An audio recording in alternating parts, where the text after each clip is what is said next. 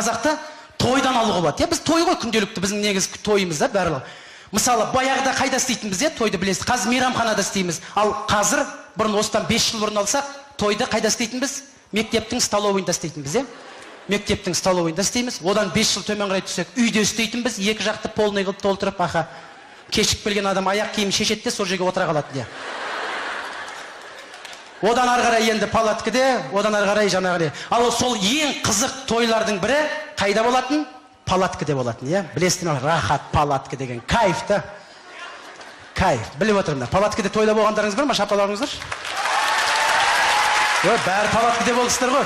Мына палаткіде той жасаған кезде біз кішкентаймыз. Менімен құрдастар білетін шығар, 79-дар бар шығар, биыл 30-ға толып отырған, Мына негізі палаткіде болған кезде мына палаткіні құрады, сықайтып тұрып, ол жерде рахат. Қазір біледі ғой, 250 адам, 300 адам деп. Бұрын баяғыда санын білмейсің ғой.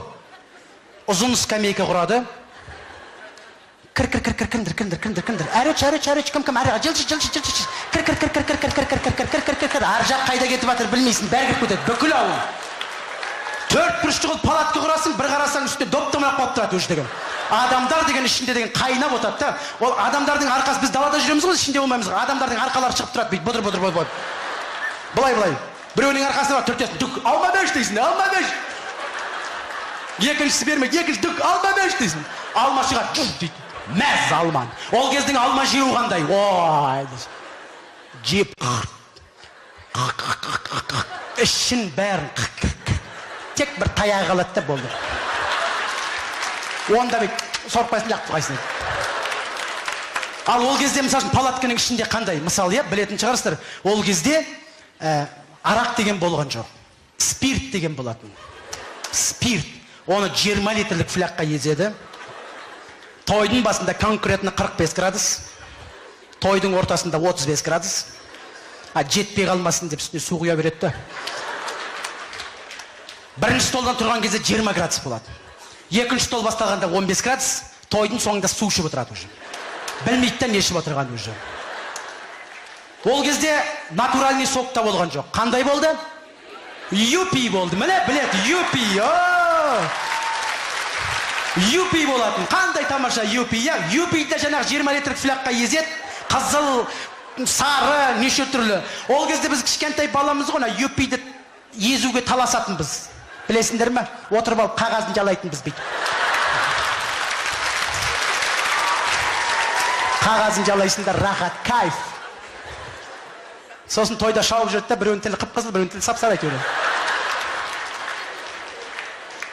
Ол қағазды лақтырмаймыз еші. Ол үйде мебель. Оны жинайсын, үйге әдемілеп жапсырып қоясын дейді. Жеңгелеріміз біледі, порошоктың коробкасы, кәмпит шоколадтың коробкасы, мақта салып, бәрін дізіп қояды. Бірақ ішінде ештеңе жоқ. Бірақ әдемі. Китайский плакаттар тұрады, қасында зумни пастымен жапсалған ақа. Білетін шығарсыздар, Сол жаңағы юпи, мысалы, ол да солайда банаға рақсы. Басында тәп-тәпті қып-қызыл, ортасында қып-қызыл болды, тәпті дәмі жоқ. Тойдың соңында ол да су болады. Сондай. Сосын не керек? Қарбыз бар. Ол кезде қарбыз деген не деп айтуға? Деликатес. Ауылда қарбыз. Ауылға корейстер қарбыз алып келетін, білесіздер ме? Ой, бір қарбызды алып қояды. Бүкіл бала қарап отырасың. Еще оның бәрін біреуіне мынандай тілім біреуіне жіңішке болмайды, бәрін ровны кесу керек. Ана ортасын кесетін үйдің үлкені болады.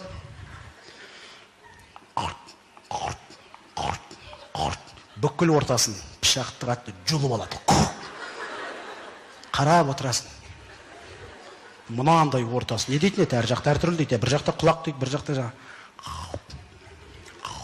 Қалғанымызға қалады, бәрін кеседі әдемілеп. Ол кезде мынандай моды болатында қарбыз демейді. Бүйтіп деп болайды қарбыз. Бәріміз отыр бір-бірден алып. Екі көзің ғана қарбызда қалғанда. Шағу біреу былай ұшып жатыр, біреу ішке кетіп жатыр, қарамайсың. Екіншісін аласың. Сосын үшеу отырып сына бәрін жинайды да, бізге айтатын ғой. Бар мал қорағаны астауға тыстаңдар дейді. Алып барасында астаудың қасына келіп, дополнительный еще отырған. Естеріңізде бар ма? Дополнительный. Ағына дейін бүкіл. астауға тастайсың да тағы қарап қоясың, бүйтіп қалып қойған жоқ па деп. Сондай естеріңізде ма негізі? Болатын сондай кездер. Мысалы, біздерде мысалы жаңағы айтып отырмыз, жаңағы көптеген бізде мына жерде қазір біздің құрдастары бар шығар, 80-дер, 79-дар, 78-ден жоғарылар барсыңдар ма? Сіздер білесіздер. Баяғыда естеріңізде ма? Қызға бару деген ол конкретно еді. Конкретно. Қазір мен таңғаламын, қазір қызға бару деген бір жеңіл сияқты болып кеткен секілді, бір интернет, сотовый телефон бар. Рахат бір қыздың телефонын алып алып 99 рет маяков етеді, қыздың өзі звондайды, кто это деп аға. Сосын ана қызбен сөйлеседі, кафеге шақырады, ол қыз шығады, машинаға отырады, кетеді, бір күн келіп тұрады, папа, мамам үйленейін деп жатырмын, аха. Бітті болды, аха, тойларымызды істейміз ғой, аха, кімдер шақырамыз, ана шақырайық, мына шақырайық, аха. Әртіс кім болады, анау болды, аха, тамадамнан қыламыз, анамдан, той бітті, болды, бітті, пил қайырса кездер. Осындай өмір. Баяғыда қандай? Сотовый жоқ, интернет жоқ, СМС жоқ. Солай ма? Ол кездің маяк та жоқ. Маяк ол кезде көз қысу болатын. Көз қысу. Бір қыз өтіп батасын, көзің қысып қаласын, ана қыз что-то не то болып қалады дейді. Кет шығар. Бірақ кетер емес та. Сосын екінші күн өтіп батырғанда тағы көзің қысып қалады дейді. Кетші бар деп айтпайды уже.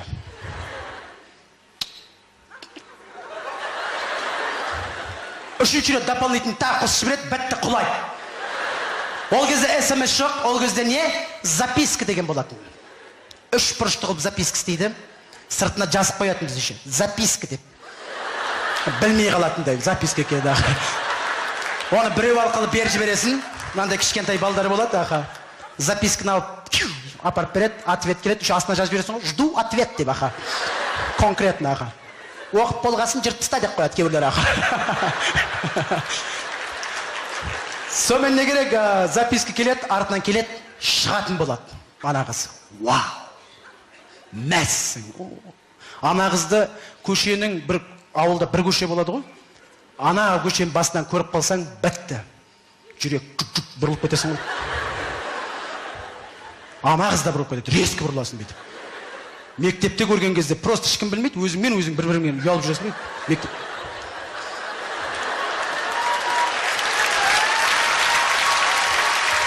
Білесіңдер, я? Содан не керек? Кешкеге дайындаласың. Ол кезде мына білетін шығарда размер дегенді білмейтін бізде киімнің. Размерді енді біліп жатырмыз, шын айтайын. Мен оказывается 48-ге декемін, аха. Баяғыда қалай? Дайындаласың. Ол кездің шаштары қандай? Бір көз көрінбейді. Бұлай түсін. Деп қойып жүремейді. Ол кезде сондай мода болатын.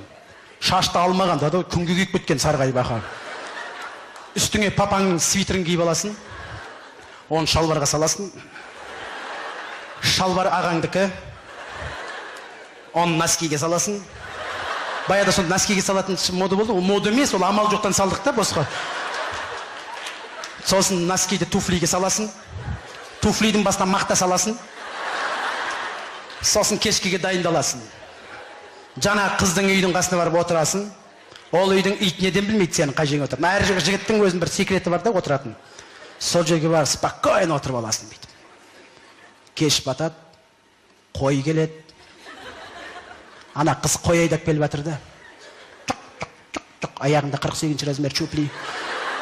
Шлепкін киіп алған. Қойды кіргізеді, бұзау келеді, сиыр келеді. Мамасы сиыр сауып болады. Сосын папасы келеді. Бәрі бір жерден шай ішеді, сосын үйге кіреді. Свет сөнді, ауыл тас қараңғы.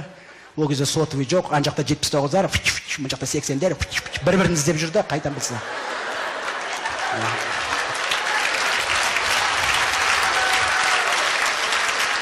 Бәрі бір-бірін іздеп жүр, иттер де бір-бірін іздейді ғой. Содан не керек?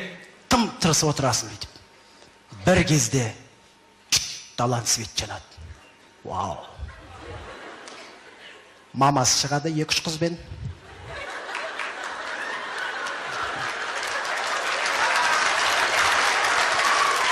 Біліп жатсыңдар ғой не екенін. Кірет, свет сөнеді. Ол кезде эконом болатында кіріп шыққан сайын свет жанып тұрып тұрады. Светта музыка ойнап тұрады да үйдің алдында. Сосын біраздан кейін папа шығады 2-3 баламен. Үйдің ана кенжесі болады, ол алысқа бармайды, есікті аша салады просто.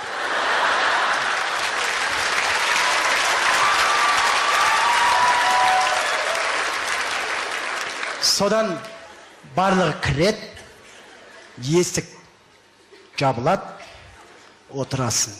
3 болады, 4 болады. Бір кезде жүрек деген біліп қоятсы ана қыз шығайын деп отырған. Бір кезде есікті ашады, басын шығарады да, бүгін мен шыға алмайын дейді. Бітті, мәз, деп қоясыңдар. Алма шығады, дейді. Мәз алман. Ол кездің алма жеу қандай? Ой, жеп, ішін бәрін, тек бір таяқ алады да болды. Онда бек сорпайсын жақтып қайсын. Ал ол кезде, мысал үшін, палатканың ішінде қандай? Мысал, білетін шығарсыздар. Ол кезде арақ деген болған жоқ. Спирт деген болатын. Спирт. Оны 20 литрлік флякқа езеді. Тойдың басында конкретно 45 градус. Тойдың ортасында 35 градус. Жетпей қалмасын деп үстіне су құя береді. Бірінші столдан тұрған кезде 20 градус болады. Екінші стол басталғанда 15 градус. Тойдың соңында су ішіп отырады уже. Білмейді не ішіп отырған уже. Ол кезде натуральный сок та болған жоқ. Қандай болды? Юпи болды. Міне біледі, юпи. Юпи болатын. Қандай тамаша юпи, Юпиді жаңағы 20 литрік флякқа езет, қызыл, сары, неше түрлі. Ол кезде біз кішкентай баламыз ғой, юпиді езуге таласатын біз. Білесіңдер ме? Отырып алып қағазын жалайтын біз бейді.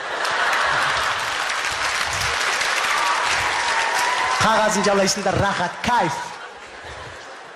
Сосын тойда шауып жүрді да, біреуін тілі қып-қызыл, біреуін тілі сап-сары айтып жүреді. Ол қағазды лақтырмаймыз еші. Ол үйде мебель. Оны жинайсын, үйге әдемілеп жапсырып қоясың дейді. Жеңгелеріміз біледі, порошоктың коробкасы, кәмпит шоколадтың коробкасы, мақта салып, бәрін дізіп қояды да. Бірақ ішінде ештеңе жоқ. Бірақ әдемі. Китайский плакаттар тұрады қасында, зумни пастымен жапсалған аға. Білетін шығарсыздар, Сол жаңағы юпи, мысалы, ол да солайда бана қарақсы. Басында тәп-тәпті қып-қызыл, ортасында қып-қызыл болды, тәпті дәмі жоқ. Тойдың соңында ол да су болады. Сондай. Сосын не керек? Қарбыз бар. Ол кезде қарбыз деген не деп айтуға? Деликатес. Ауылда қарбыз. Ауылға корейстер қарбыз алып келетін, білесіздер ме? Ой, бір қарбызды алып қояды. Бүкіл бала қарап отырасың. Еще оның бәрін біреуіне мынандай тілім біреуіне жіңішке болмайды, бәрін ровны кесу керек. Ана ортасын кесетін үйдің үлкені болады.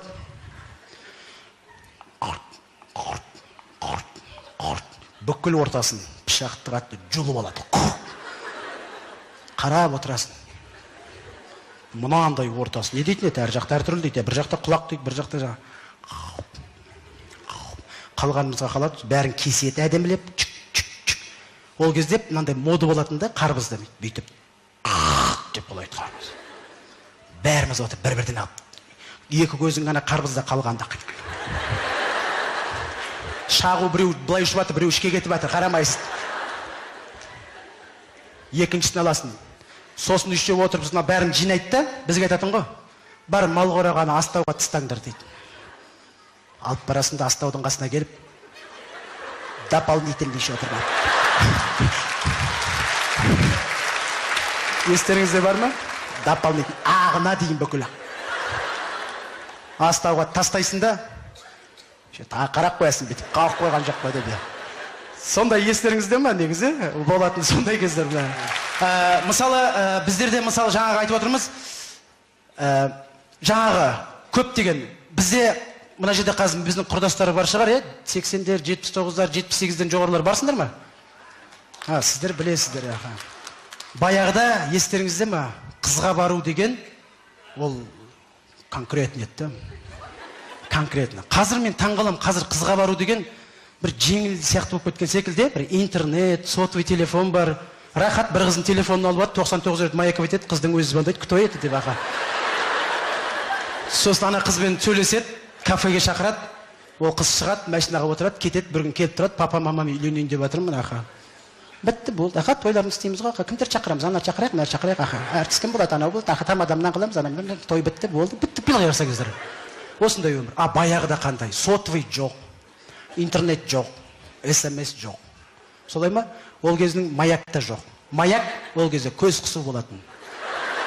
Көз қысу. Бір қыз өтіп батасын, көзің қысып қаласын, ана қыз чоты не топ алып қалады дейді. Кет шығар. Бірақ кетер емес та. Сосын екінші күн өтіп батырғанда тағы көзің қысып қалады дейді. Кетші бар деп айтпайды өше.